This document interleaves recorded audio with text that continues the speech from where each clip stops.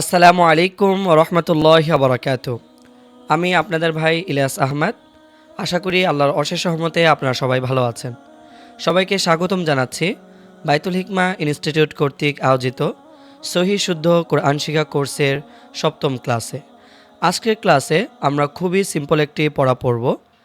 আপনার যদি হরকতের জ্ঞান থাকে, অর্থাৎ জবর জের পেশের জ্ঞান থাকে, তাহলে আজকের পড়াটি আপনার জন্য একবারই সহজ হবে। হরকত এবং আমরা যে পড়াটি আজকে পড়তে যাব, অর্থাৎ খারা জবর খারাজের উল্টা পেশ, এই দুইটার মধ্যে শুধুমাত্র একটা পার্থক্য।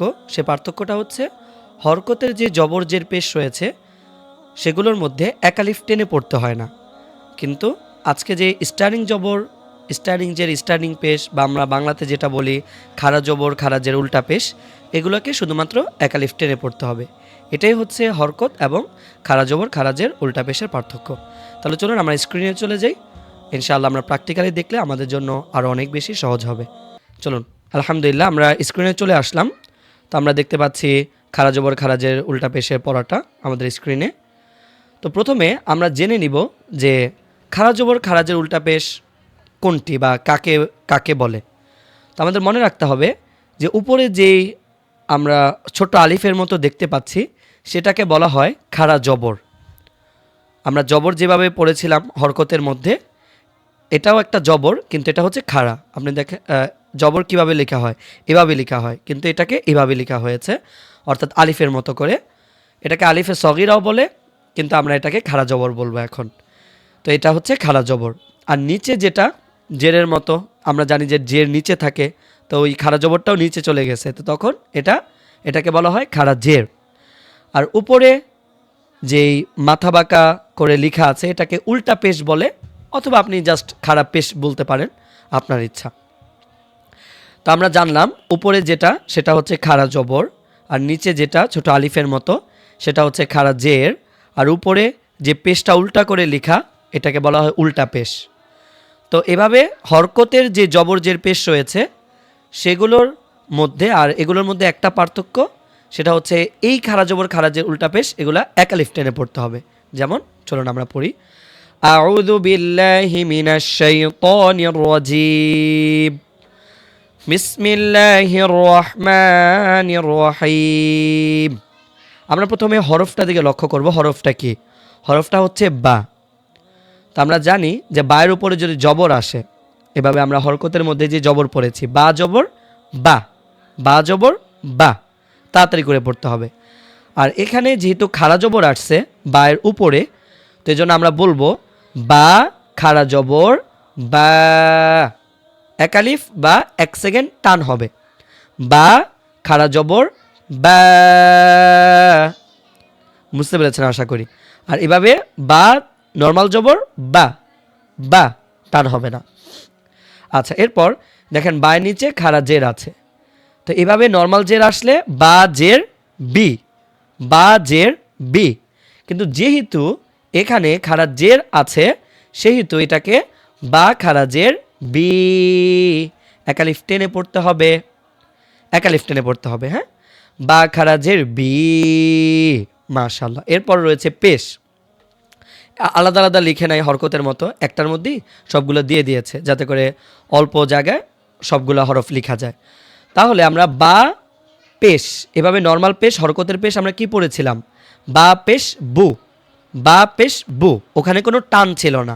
আর এখানে যেহেতু উল্টা পেশ এসেছে সেহেতু এখানে একালিফ টান হবে, বা উল্টা পেশ বু, বা উল্টা পেশ বু। অর্থাৎ জবর একালিফ টান হবে খাড়া জবর আসলে, খাড়া জের আসলে জেরের উচ্চারণটার মধ্যে একালিফ টান হবে, উল্টা পেশ আসলে পেশের উচ্চারণটার মধ্যেই একালিফ টান হবে। ইনশাআল্লাহ আশা করি বুঝতে পেরেছেন। তো আপনি ফার্স্ট লাইনটা পড়লে বাকি লাইনগুলো আপনার জন্য একবারে ইজি হবে ইনশাআল্লাহ। আচ্ছা চলুন আমরা বানান করে বা এক্সপ্লেন করে একবার পড়ে নিই। বা খাড়া জবর বা, আমার সাথে বলুন, বা খাড়া জবর বা, বা খাড়া জের বি, বা উল্টা পেশ বু, বা বি বু, মাশাআল্লাহ। এরপর আমরা ইয়া দিয়ে বলি, ইয়া খাড়া জবর ইয়া, ইয়া খাড়া জের ই, ইয়া উল্টা পেশ ইউ, ইয়া, ই, ইউ। অর্থাৎ সবগুলোর মধ্যে একালিফ টান হবে। জবরের ক্ষেত্রে একালিফ টান, জেরের ক্ষেত্রে একালিফ টান, পেশের ক্ষেত্রে একালিফ টান। কারণ এটা হচ্ছে খাড়া জবর খারাজের উল্টা পেশ। খাড়া জবর খারাজের উল্টা পেশে একালিফ টেনে পড়তে হয়। এরপর র খাড়া জবর র, র খারাজের রি, র উল্টা পেশ রু, র, রি, রু। মিম খাড়া জবর মা, মিম খারাজের মি, মিম উল্টা পেশ মু, মা, মি, মু। মাশাআল্লাহ। এরপর লাম খাড়া জবর লা, লাম খারাজের লি, লাম উল্টা পেশ লু, লা, লি, লু। আর যদি এটা এভাবে হরকতের জবর জের পেশ হতো তাহলে কি হতো? লাম জবর লা, লাম জের লি, লাম পেশ লু। কিন্তু যেহেতু এটা খারা জবর খারাজের উল্টা পেশ, এজন্য লা, লি, লু। মাশাআল্লাহ, 1 সেকেন্ড টান দিয়ে পড়তে হবে। এরপর ওয়াও খারা জবর ওয়া, ওয়াও খারাজের উই, ওয়াও উল্টা পেশ উ, ওয়া, উই, উ। মাশাআল্লাহ। আচ্ছা, এরপর আমরা পরের লাইনে যাই। নুন খাড়া জবর না, নুন খাড়া জের নি, নুন উল্টা পেশ নু, না, নি, নু। হামজা খাড়া জবর আ, হামজা খাড়া জের ই, হামজা উল্টা পেশ উ, আ, ই, উ। মাশাআল্লাহ।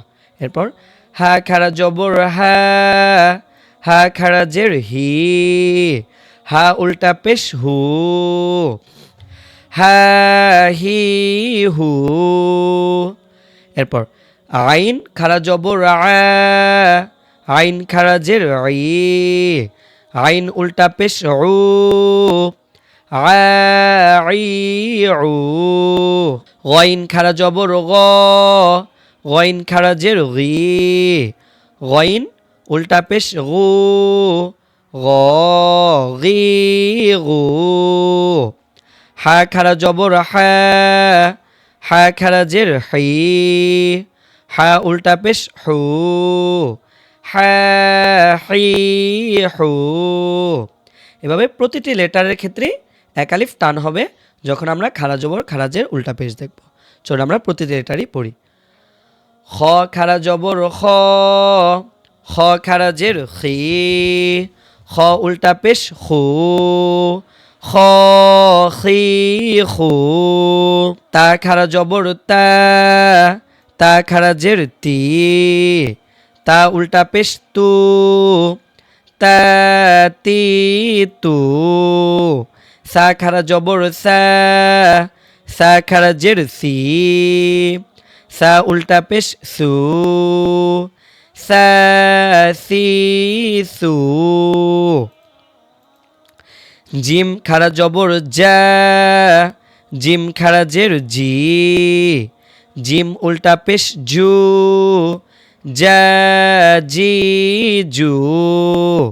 দাল খাড়া জবর দা, দাল খাড়া জের দি, দাল উল্টা পেশ দু, দা, দি, দু। জাল খাড়া জবর দা, জাল খাড়া জের জি, জাল উল্টা পেশ জু, জা, জি, জু। এটাকে অনেকে বলে জাল খাড়া জবর জাল, এটা কিন্তু জাল খাড়া জবর জাল হবে না, এটা হবে জাল খাড়া জবর জা। জি। এরপর নেক্সট ঝা খাড়া জবর ঝা, ঝা খাড়া জের ঝি, ঝা উল্টা পেশ জু, ঝা, জি, জু। সিন খাড়া জবর সা, সিন খাড়া জের সি, সিন উল্টা পেশ সু, সা, সি, সু। শিন খাড়া জবর শা, শিন খাড়া জের শি, শিন উল্টা পেশ শু, শা, শি, শু। সৎ খারা জবর স, সৎ খারা জের সি, সৎ উল্টা পেশ সু, স সি সু, দত খারা জবর দ, দত খারা জের দি, দত উল্টা পেশ দু, দ দুই দু, ত খারা জবর ত, ত খারা জের তি, ত উল্টা পেশ তু, ত তুই তু, জ খারা জবর জ, জ খারা জের জি, জ উল্টা পেশ জু, জ জি জু, ফা খারা জবর ফা, ফা খারা জের ফি, ফা উল্টা পেশ ফু, ফা ফি ফু, কফ খারা জবর ক, কফ খারা জের কি, কফ উল্টা পেশ কু, ক কি কু, কাফ খারা জবর কা, কাফ খারা জের কি, কাফ উল্টা পেশ কু, কা কি কু, হামজা খারা জবর আ। আমাদের একটা জিনিস মনে রাখতে হবে, সেটা হচ্ছে হামজা এবং আলিফ দুইটার উচ্চারণ একই হয়।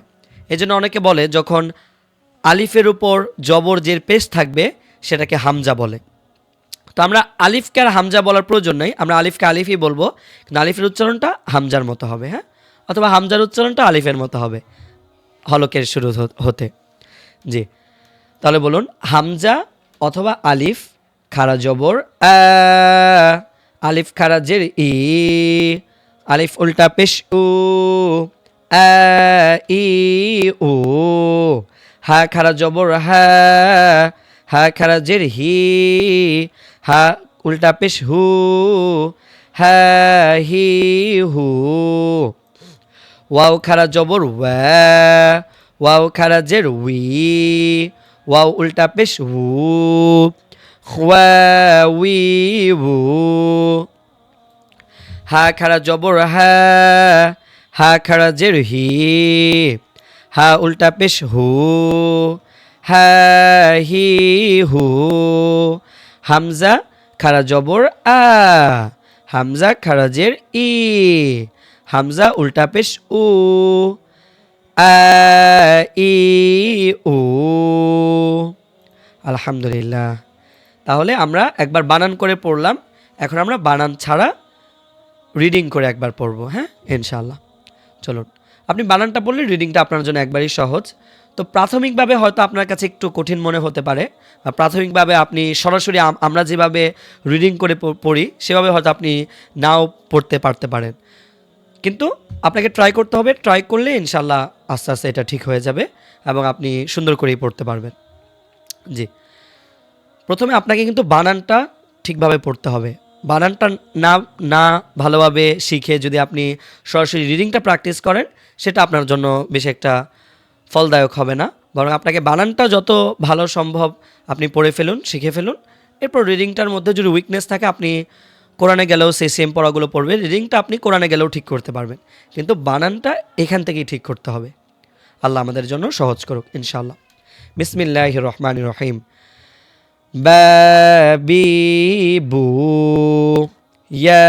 ইয়াইয়ু ররিরু মামিমু লালিলু ওয়াউইউ নানিনু আইউ হাহিহু আইউ গগিগু হাহিহু খখিখু তাতিতু সাসিসু জাজিজু দাদিদু রাদিদু জাজিজু সাসিসু শাশিশু সসিসু ضاضيض طاطيط ظاظيظ فافيف قاقيق كاكيك آئيء هاهيه واويه هاهيه آئيء আলহামদুলিল্লাহ। একে একে আমরা আমাদের কোরআন শেখার জার্নিতে এগিয়ে যাচ্ছি আলহামদুলিল্লাহ। আপনাদেরকে আমি যদি একটা গুড নিউজ দিই, সেটা হচ্ছে আমাদের আর মাত্র মানে নতুন পড়ার মধ্যে আমাদের নতুন পড়া আর মাত্র হচ্ছে মাদে হরফ আছে, লিনে হরফ, জজম আর হচ্ছে তাসদিদ, মাত্র 4টা নতুন পড়া আছে।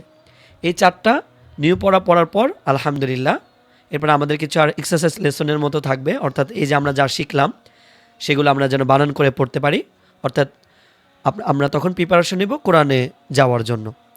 তো ইনশাআল্লাহ এই 4টা পড়া পড়লে এবং পিছনের পড়াগুলো যদি আপনার ভালোভাবে মনে থাকে, আলহামদুলিল্লাহ আশা করি আছে, তাহলে আপনি আল্লাহর কালাম কোরআন পড়তে পারবেন ইনশাআল্লাহ।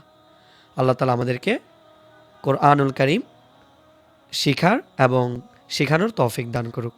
একটা হাদিস আছে, হাদিসে আল্লাহ রাসূল সাল্লাল্লাহু আলাইহি ওয়াসাল্লাম বলেন, খায়রুকুম মান তাআল্লামাল কুরআন ওয়া আল্লামা, তোমাদের মধ্যে ওই ব্যক্তি সর্বোত্তম যে কোরআনুল কারীম শিখে এবং অপরকে শেখায়। তাহলে আমরা যারা শিখতেছি তারা এভাবে শিখব যেন আমি আরও 10 জনকে শেখাতে পারি। বাংলাদেশে অনেক মানুষ আছে, অনেক মুসলিম আছে, সেই 100% মুসলিম থেকে আপনি যদি ভালোভাবে খেয়াল করেন বা স্টাডি করেন, দেখবেন যে 70% মানুষ সহি শুদ্ধভাবে কোরআন পড়তে পারে না। তারা হয়তো 5 ওয়াক্ত নামাজও পড়ে অনেকে আছে, কিন্তু কোরআনের মধ্যে বিশেষ করে হরফের মধ্যে যে ভুলগুলো আছে এগুলো এরকম মারাত্মক ভুল যে আপনার লাহানে জলি হয়ে আপনার নামাজ ভেঙে যাচ্ছে। আপনি যে প্রতিবার নামাজ পড়ছেন আপনার নামাজ ভেঙে যাচ্ছে। আপনি তো আল্লাহর কাছে ভাবছেন যে আমি নামাজগুলো পড়তেছি, আমার সওয়াব হচ্ছে। অবশ্যই আল্লাহ তাআলা কবুল করার মালিক আল্লাহ, আল্লাহ অবশ্যই কবুল করতে পারে, কিন্তু আমার সহি শুদ্ধ কোরআন যে আমি সহি শুদ্ধভাবে পড়তে পারছি না সেটাও তো আমি জানি।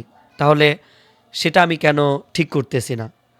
তো আমরা যেন নামাজও পড়ি, অ্যাট দ্য সেম টাইম আমরা যেন কোরআন যতটুকু শুদ্ধ আছে আমরা যেটাকে ভেরিফাই করে নিই কোনো উস্তাদ দিয়ে, যে উস্তাদ আমার পড়াটা কি শুদ্ধ আছে কিনা, বা এই পড়া যদি আমি আমার নামাজের মধ্যে তেলাওয়াত করি তাহলে নামাজটা সহি শুদ্ধ হবে কিনা। তো আল্লাহ তাআলা আমাদেরকে সবাইকে সহি শুদ্ধভাবে কোরআনুল কারীম তেলাওয়াত করার তৌফিক দান করুক, আমিন। জাযাকুমুল্লাহু খাইর। আসসালামু আলাইকুম ওয়া রাহমাতুল্লাহি ওয়া বারাকাতুহু।